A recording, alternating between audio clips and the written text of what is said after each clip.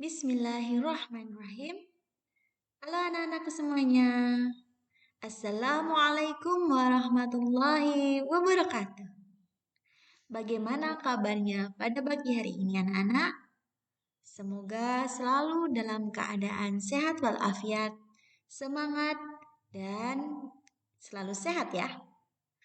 Oke anak-anakku semuanya, hari ini Ustazah akan menyampaikan pembelajaran di pagi hari ini. Tapi sebelum itu, kalian jangan lupa untuk doa sebelum belajar. Mari kita bersama-sama untuk melakukannya. Bismillahirrahmanirrahim. Raditu billahi robba wa bil islami dina wa bi Muhammadin nabiyya wa rasula. Rabbi zidni ilma warzuqni fahma. Amin ya rabbal alamin. Oke, langsung saja ya kita masuk pada pembelajaran pada pagi hari ini. Kita sudah masuk di tema 3 ya anak-anak. Ingat, kita masuk di tema 3, yaitu makanan sehat. Dengan muatan pelajaran yaitu PPKN. Dengan KD 3.3 dan 4.3, yaitu keragaman di Indonesia. Keragaman Indonesia itu meliputi suku ya, suku, agama, budaya, serta kegiatan ekonomi. Masyarakat sebaiknya tetap bersatu meskipun keragaman menimbulkan perbedaan sesuai dengan semboyan Bhinneka Tunggal Ika. Apa anak-anak? Ya, pintar. Semboyan Bhinneka Tunggal Ika artinya walaupun berbeda-beda tetapi tetap satu. Kemudian keragaman dalam kehidupan sehari-hari, misalnya dalam organisasi. Tujuan organisasi menjadi pemersatu antar anggota karena dilaksanakan dengan semangat kebersamaan. Mengenal bentuk keragaman di lingkungan sosial, ya.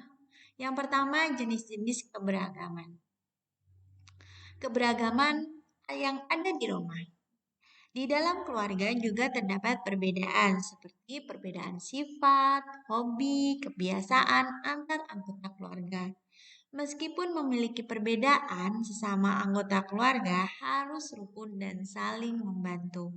Tujuannya adalah agar keluarga bahagia dan damai. Jadi tidak ada pertengkaran ya anak-anak.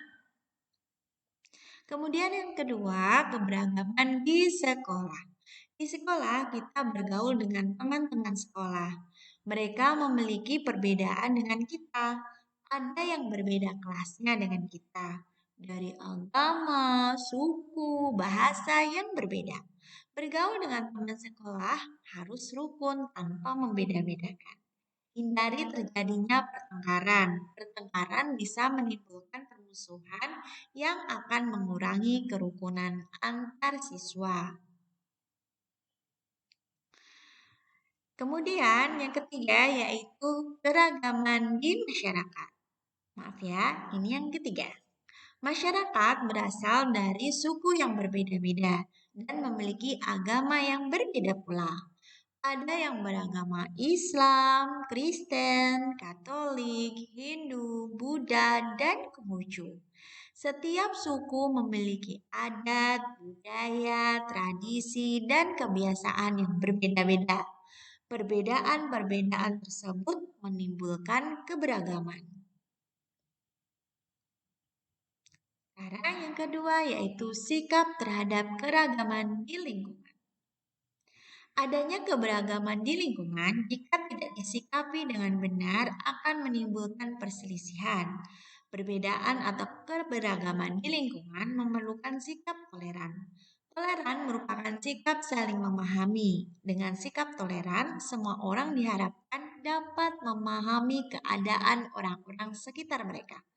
Sikap toleran akan memunculkan sikap peduli, simpati, dan empati. Sikap toleran juga menumbuhkan kerukunan dalam kehidupan di lingkungan. Mari kita buka halaman 53. Di situ ada karakteristik dan keberagaman setiap individu. Yang pertama, pengertian karakter individu dan keberagaman.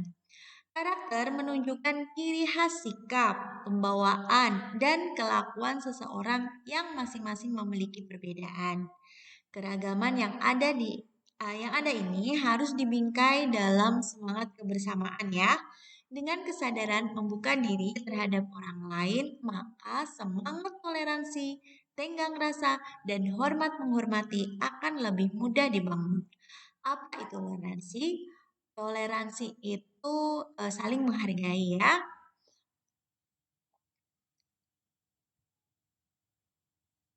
Kemudian selanjutnya yang kedua, cara mensyukuri keberagaman individu.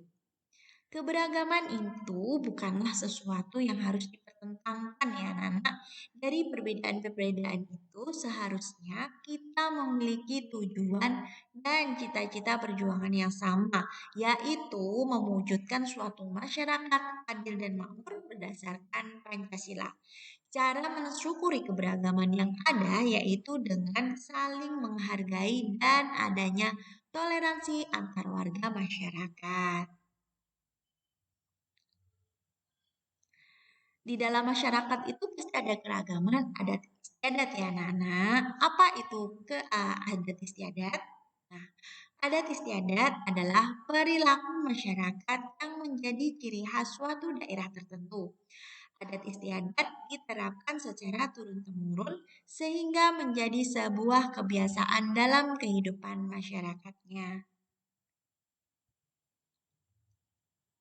Keragaman adat istiadat.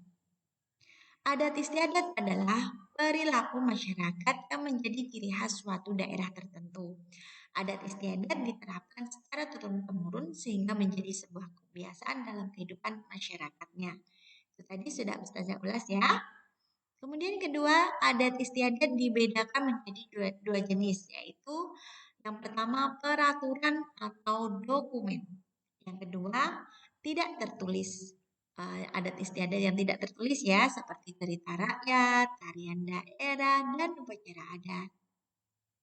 Contoh adat istiadat yaitu Ngaben yang berada di Bali, kemudian Tabui berada di Sumatera Barat, dengan Dukderan atau di Semarang, dan Lompat Batu Fahombo berada di Nias. Nah, ini ada contoh adat istiadat yang sering sekali orang itu familiar sekali dengan anak-anak. Selanjutnya, kita buka di halaman 143, gotong royong sebagai wujud keberagaman.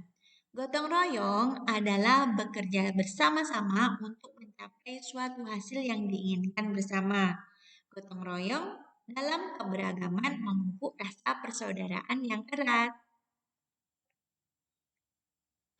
Unsur dari gotong royong.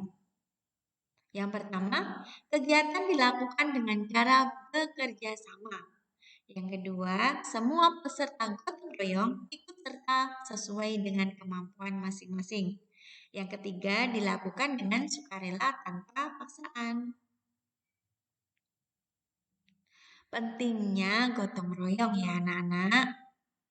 Yang pertama, dapat membuat pekerjaan sulit menjadi lebih mudah ya.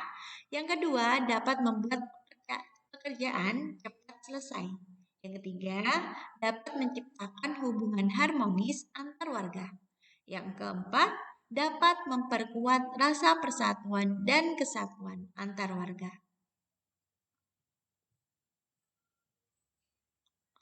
Manfaat keragaman sosial budaya di masyarakat. Kita sudah menginjak di halaman 147. Bangsa Indonesia dikenal sebagian besar dengan keragaman yang ada, tetapi mampu menciptakan kerukunan di antara perbedaan tersebut. Adanya keragaman menciptakan beberapa manfaat bagi bangsa Indonesia, antara lain Yang pertama, menumbuhkan sikap nasionalisme. Yang kedua, sebagai identitas bangsa di dunia internasional. Yang ketiga, alat pemersatu bangsa. Keempat, sebagai ikon pariwisata. Dan yang kelima, memupuk sikap toleransi. Sikap nasionalisme itu adalah sikap rasa cinta tanah air terhadap bangsa ya anak-anak. Nah, itu tadi ulasan yang sudah Ustazah jelaskan. Mudah-mudahan anak-anak bisa memahaminya ya. Bagaimana keberagaman itu berada di sekeliling kita. Bagaimana kita harus berdampingan dan hidup toleransi terhadap berbagai macam keberagaman.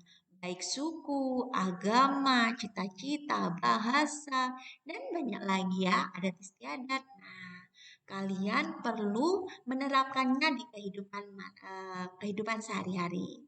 Nah, cukup sekian anak-anak. Jangan lupa untuk selalu berdoa, tetap semangat. Mudah-mudahan kita bisa berjumpa. Oke, terima kasih anak soleh-soleha. Dan Ustazah akhiri, wassalamualaikum warahmatullahi wabarakatuh.